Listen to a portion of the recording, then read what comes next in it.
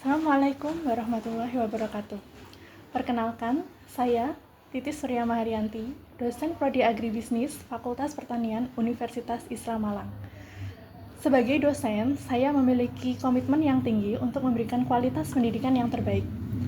Untuk itu, dalam kegiatan Tridharma, bobot terbesar kontribusi saya adalah pada bidang pengajaran yang didukung oleh penelitian dan juga pengabdian masyarakat. Adapun kontribusinya untuk bidang pengajaran adalah 50%, untuk bidang penelitian 30%, dan juga pengabdian masyarakat adalah 20%.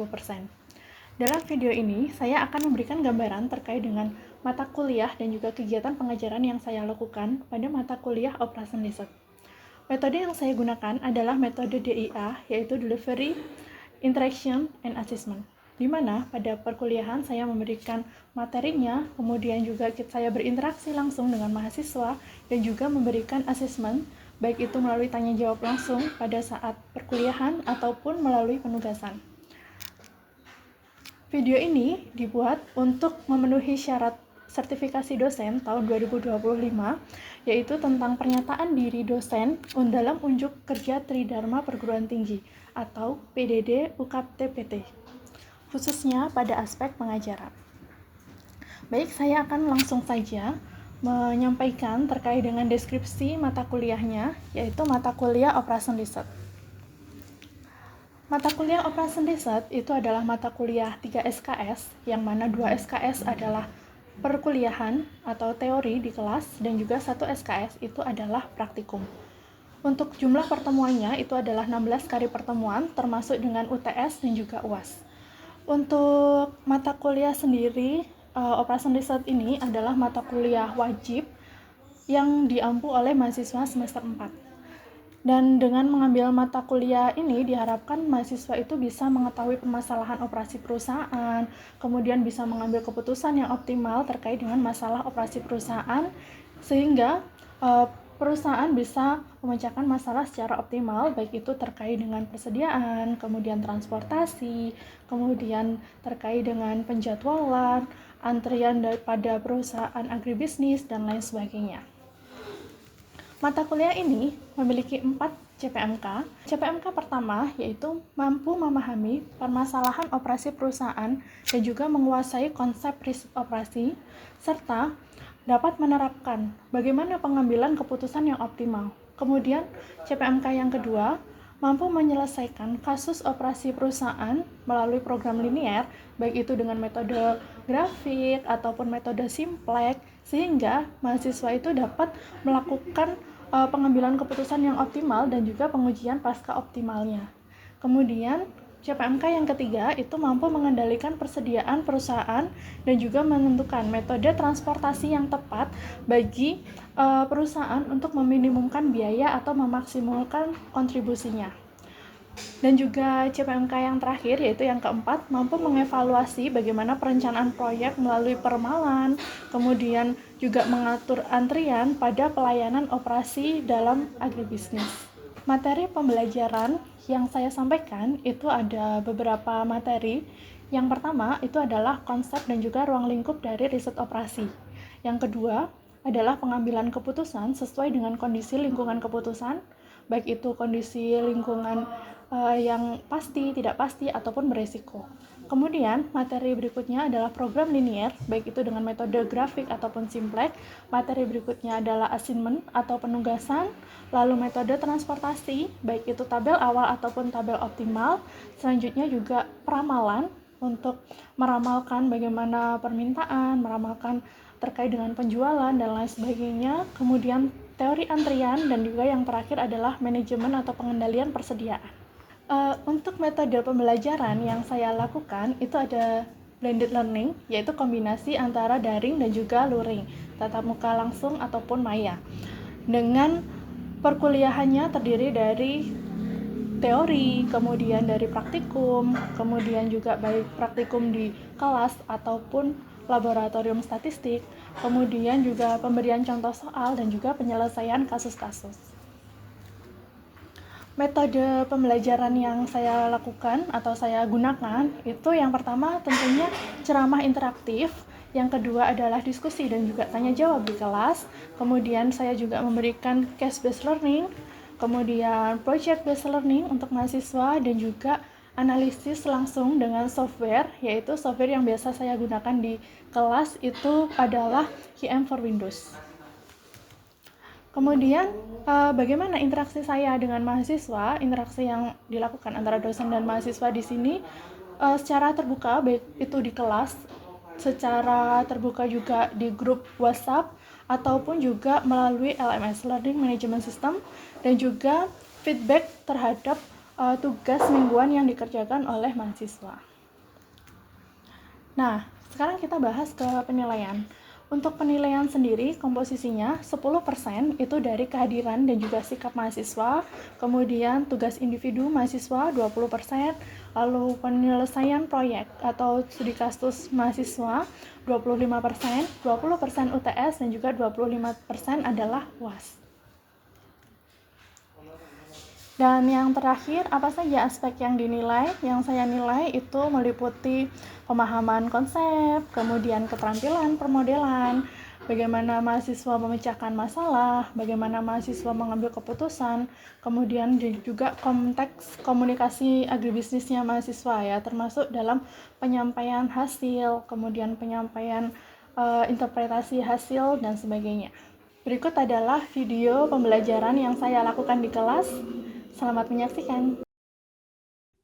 Bismillahirrahmanirrahim. Assalamualaikum warahmatullahi wabarakatuh. Waalaikumsalam warahmatullahi wabarakatuh. Gimana kabarnya teman-teman? Baik. Alhamdulillah sehat ya. Kita ketemu lagi di mata kuliah Operation Riset. Nah, seperti yang teman-teman bisa baca ya, hari ini materi kita adalah metode transportasi. Jadi kita hari ini mempelajari bagaimana pengaturan transportasi dari sebuah perusahaan. Jadi pengiriman barang dari perusahaan dan distribusikan baik itu ke gudang ataupun ke customer kayak gitu. Nah, untuk kelancaran perkuliahan kita pada pagi hari ini, mari kita berdoa terlebih dahulu. Berdoa dipersilakan.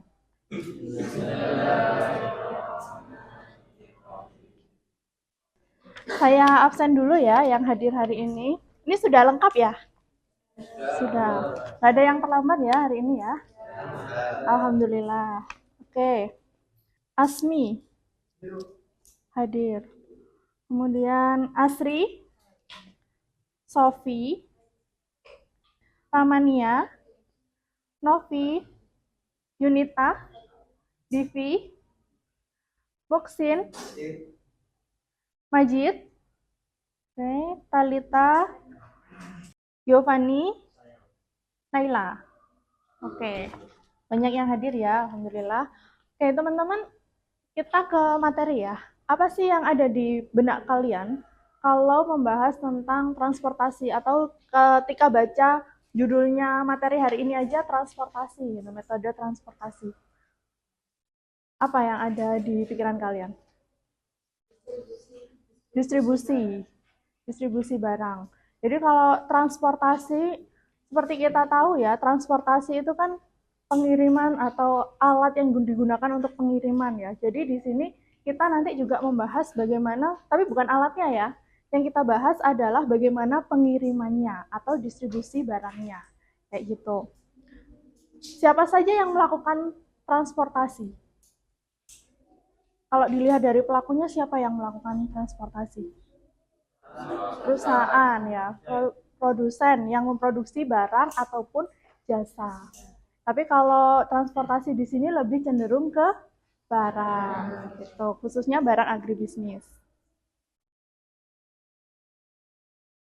Nah, metode transportasi adalah suatu metode yang digunakan untuk mengatur distribusi dari sumber-sumber ke tujuan. Jadi ada sumbernya nih, ada sumber di mana barang itu berasal, ke tujuan. Tujuannya kemana? Kemana kira-kira? Bisa ke gudang, bisa ke distributor. Seperti teman-teman sudah praktikum ya ke beberapa perusahaan. Nah, mereka kan juga punya gudang-gudang yang tersebar di beberapa kota ataupun distributor sendiri. Nah, mereka menentukan kemana barang itu dikirim atau barang dari gudang itu berasal dari pabrik yang mana, itu dengan metode transportasi. Seperti itu. Nah, tentunya dalam pengiriman tersebut harus dipertimbangkan bagaimana optimalisasi. Optimalisasi apa? Biaya. Tentunya kalau kita mengirim barang, kita berusaha meminimumkan biaya. Kayak gitu.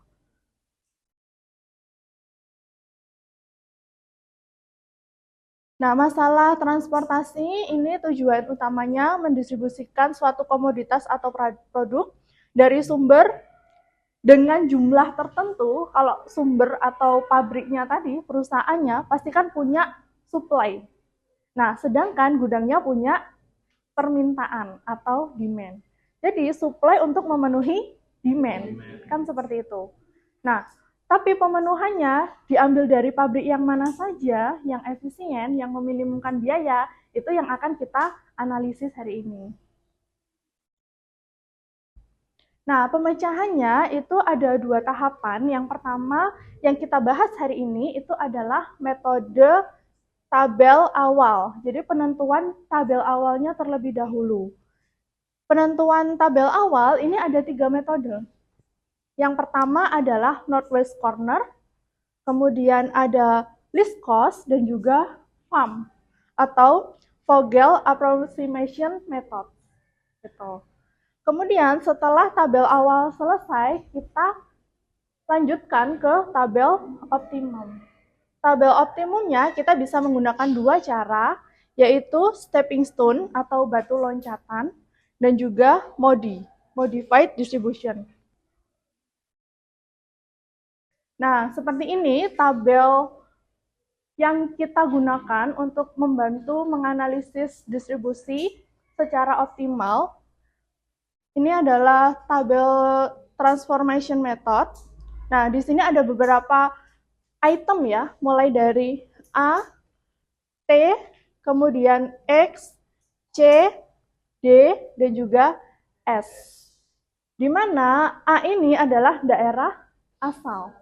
Jadi sumbernya barang tersebut berasal dari mana? Dari mana tadi? Perusahaan atau dari pabriknya gitu. Kemudian T ini adalah tujuan. Barangnya dari pabrik dikirim ke tujuan. Gudang. Bisa dari, selain gudang tadi apa contohnya? Distributor. Nah, itu. Kemudian S ini adalah supply. Siapa yang memiliki supply? Pabrik atau perusahaan. Perusahaan itu melalui pabriknya dia menciptakan produk sehingga memiliki supply barang. Sedangkan untuk masing-masing tujuan dia memiliki demand, permintaan. Nah, untuk memenuhi demand tersebut berasal dari pabrik-pabriknya. Kemudian di sini ada X dan juga C. C ini mewakili dari cost. Tentunya kalau kita mau mengirim barang, seperti kalian misalnya mau delivery order, itu kan ada biaya yang dikeluarkan kan, ketika delivery order, misalnya Shopee Food dan lain-lain gitu. Nah, ini ada biaya untuk pengiriman dari pabrik A ke tujuan 1. Ada biaya pengiriman dari pabrik 2, A2 ke tujuan 1. Gitu, diwakili oleh, disimbolkan oleh C di sini ya. Kemudian ada X. X itu apa berarti?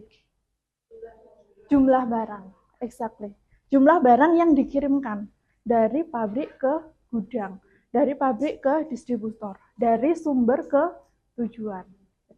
Jadi item-item yang ada di tabel sudah paham semua ya teman-teman?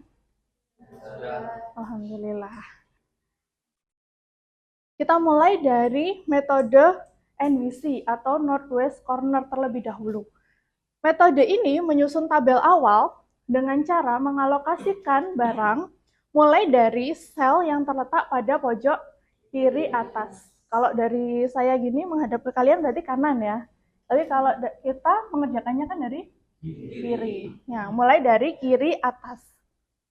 Di sini ada aturan untuk pengisiannya. Yang pertama, tadi ya, mulai dari kiri atas. Setelah dimulai dari kiri atas, kita alokasikan jumlah maksimal terbesar sesuai dengan syarat layak untuk memenuhi permintaan. Jadi permintaannya berapa? Demand-nya mencukupi atau tidak? Jika demand-nya mencukupi, supply-nya mencukupi untuk demand, kita masukkan semuanya. Gitu, dari kiri atas. Kita penuhi semua demand-nya. Tetapi jika kurang, nanti bisa kita lanjutkan ke kanannya atau melalui ke bawahnya. Jadi dari pabrik yang lain gitu. Kemudian bergerak ke kotak sebelah kanan bisa masih terdapat supply yang cukup. Kalau tidak, bergerak ke bawahnya sesuai dengan demand. Nah, seperti itu. Oke, kita coba kerjakan ya. Sorry.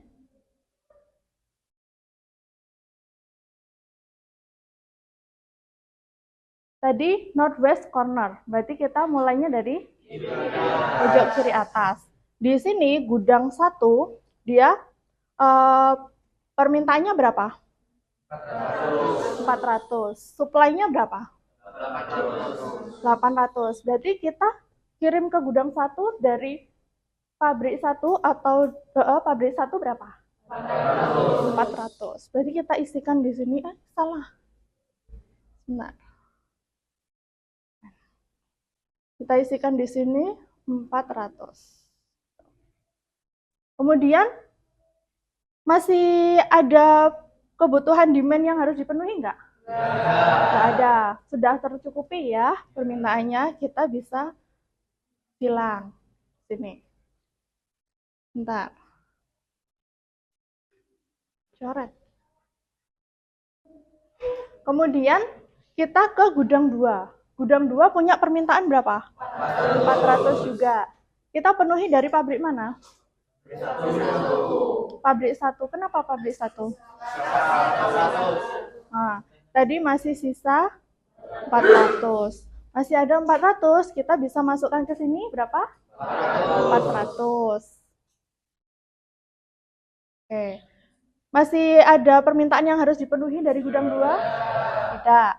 Oke, berarti kita hilang. Kemudian gudang 3. Gudang 3 permintaannya 500. Kita penuhi dari gudang mana? Gudang 2. Dari pabrik 2 ya. Kenapa dari pabrik 2? Nah, sudah habis ya. Tadi diambil ke gudang 1 dan juga gudang 2, totalnya sudah 800 ya. Berarti kita sini silang karena sudah tidak bisa mengirim dari pabrik 1 ya. Berarti kita isikan di sini berapa? 500 karena permintaannya 500. Oke. Apakah masih ada permintaan lagi? Tidak. Sudah cukup ya? Cukup. Kita silang. Berarti ini sudah habis, ini sisa 800.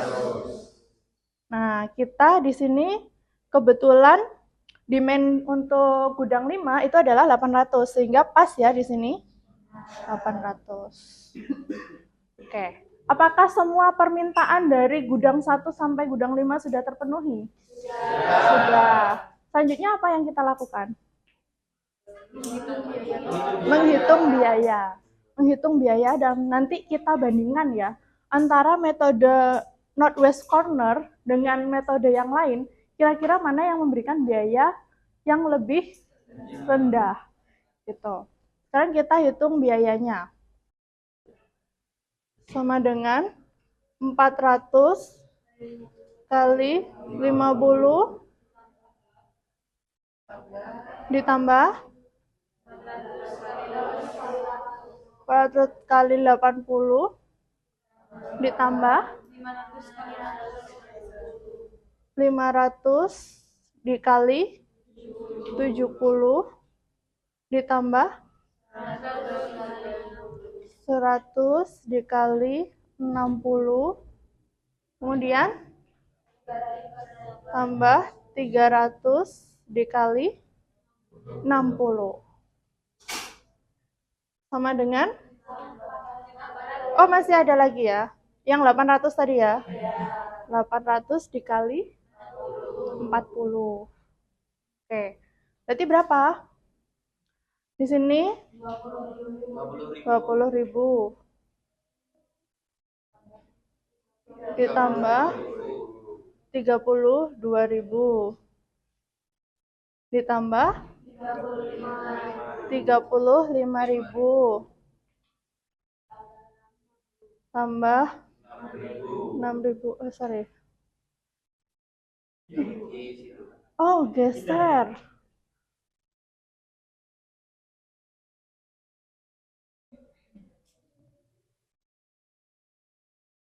Gak seranan ya pakai. Tambah 6.000 ya tadi. Ditambah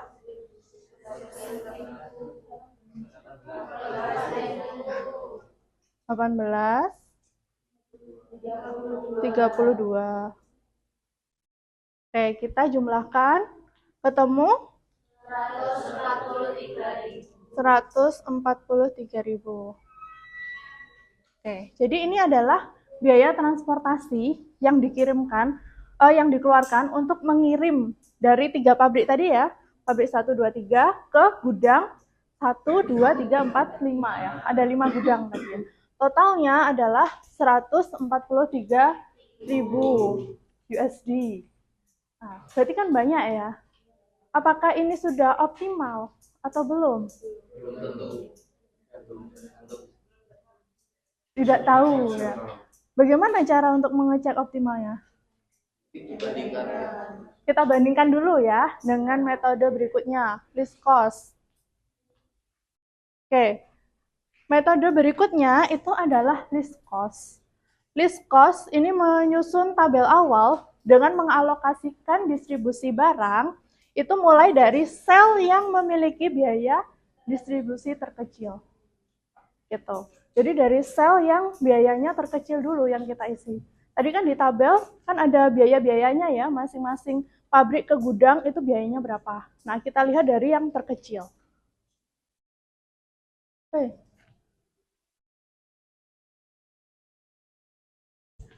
Nah, di sini aturannya pengisian sel yang biayanya terkecil terlebih dahulu, menyesuaikan dengan permintaan dan juga kapasitas produksi. Pilih sel biaya satu tingkat lebih besar. Jadi kalau biaya terkecilnya itu sudah terpenuhi demand-nya, kita isikan ke biaya yang satu tingkat lebih besar. Gitu. Kemudian sesuaikan kembali dan cari total biaya.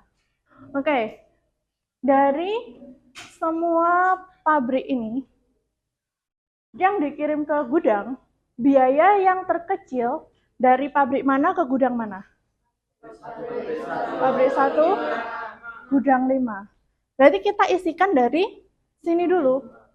Kita mulai dari gudang 5 dulu yang kita distribusikan. Ke gudang 5 kita distribusikan berapa? 800. Apakah suplainya mencukupi? Cukup ya. Kebetulan ini juga 800. 800 ya. Suplainya habis. Coret ya. Ini kita silang. Oke, berikutnya gudang 2, pabrik 3. Berapa kita kirimkan? Berapa? 400. Kenapa 400? Demand-nya 400, betul sekali. Oke, ini berarti sudah terpenuhi, sisa? Oh, 110 dikurangi 400. 700. Oke, kemudian gudang 3 sudah terpenuhi ya. Gudang 2 sudah. Berikutnya? Gudang 4 pabrik 2 200. Di sini juga 200. Sehingga terpenuhi 400. Gitu. Lebih mudah mana? Kalau dari mudahnya ternyata lebih mudah Northwest Corner ya. Kalau list cost kita harus teliti. Gitu. Teliti mana yang biayanya terendah. Kemudian sudah terpenuhi atau belum. Makanya kita silang ini untuk membantu kita. Selanjutnya kita hitung biaya ya. Oke. Biayanya kita hitung. Z sama dengan 800 kali 30 ditambah 400 kali 40 ditambah 200 kali 60 ditambah 400 kali 40 ditambah apa? 500 kali 60. Sudah? Ada lagi? Ditambah kali 60. Kita jumlahkan ya. 800 kali 30 24.000. Ditambah 16.000 ditambah 12.000